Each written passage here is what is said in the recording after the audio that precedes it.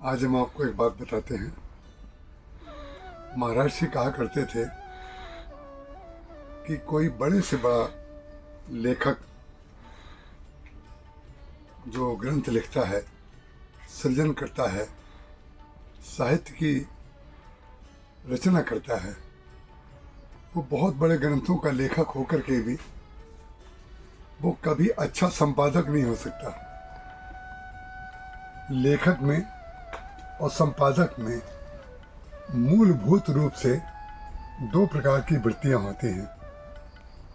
लेखक अपने सृजन की ओर जाता रहता है, लेकिन संपादक जो होता है, संपादक के अंदर एक ऐसी कमी होती है जो वही उसकी विशेषता होती है।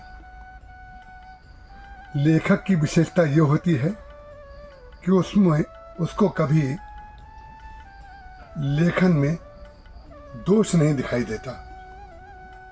ये उसका गुण पक्ष इसलिए है कि वो दोष को तो लिखता ही नहीं है, क्योंकि दोष उसकी दृष्टि में होता नहीं। लेकिन उसका दोष इसलिए हो जाता है कि भाव के प्रवाह में उसके हृदय में क्या चल रहा है वो उसको पता नहीं होता है।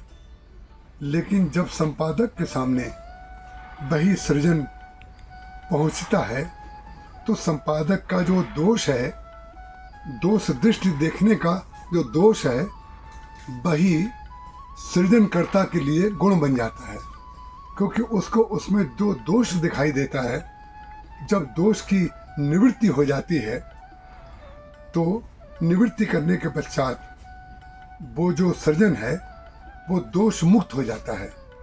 इसलिए जो लेखक है और जो संपादक है, दोनों अपने आप में पूर्ण हो जाते हैं।